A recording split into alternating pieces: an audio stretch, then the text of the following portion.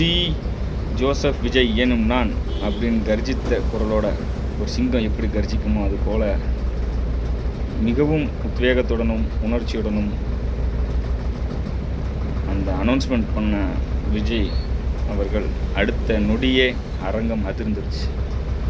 ஒரு மக்களின் குரலாக, ஒரு மக்களின் நாயகனாக வலம் வந்து கொண்டிருக்கும் விஜய் அண்ணா அவர்களே, இன்னும் தான் நீங்கள் ரொம்ப ரொம்ப கவனமாக இருக்கணும். நீங்களாக உங்களுடைய அமைச்சர்களாகட்டும், உங்களை சார்ந்த அனைவரும் மிக மிக மிக கவனத்துடன் செயல்பட வேண்டும்.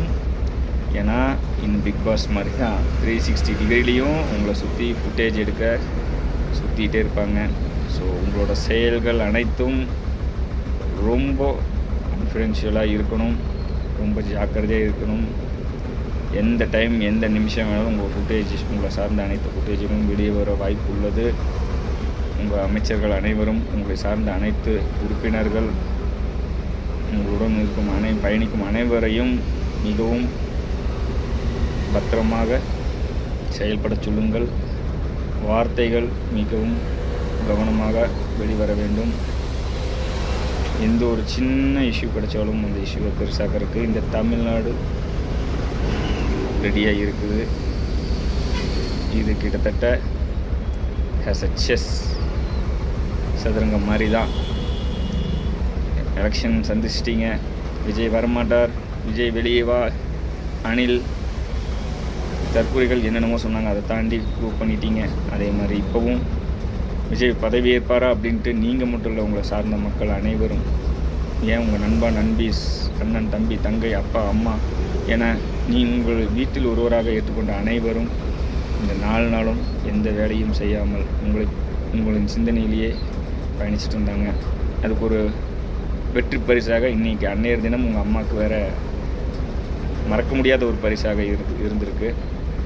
ஸோ அனைத்து தாய்மார்களுக்கும் ஒரு பரிசாக தான் நான் நினைக்கிறேன். பார்த்து பத்திரம் இருங்க Vijay sir. All the best. உங்களோட முதல் கையெழுத்து என்னென்னு பார்க்குறக்கு ஆவலுடன் காத்துட்டு வந்துருக்கிறோம்.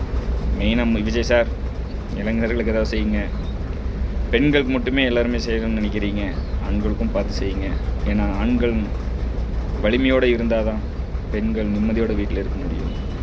ஒரு குடும்பம் நல்லா இருக்கிற காரணம் பெண்களாக எல்லோரும் கருதுகிறாங்க. ஆனால் ஆண்கள் வெளியே போய் அவங்களோட உழைப்பை போட்டு அந்த உழைப்புக்கேற்ற ஊதியத்தை கொண்டு வந்தால் மட்டுமே தான் இங்கே வந்துட்டு ஒரு குடும்பம் சராசரி குடும்பம் வாழ முடியும்.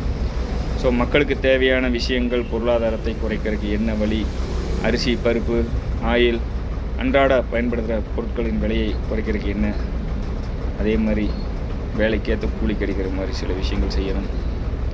ஸோ அதனால் விஜய் சார், இது மக்களோட கோரிக்கையாக, என்னோடய தனி மனிதனாக நான் ஒரு கோரிக்கை வைக்கிறேன். இதை நீங்கள் சரி செஞ்சீங்க அப்படின்னா அடுத்த ஆளுங்கட்சி எப்போ ஆளுங்கட்சி நீங்கள் தான். நன்றி, வணக்கம்.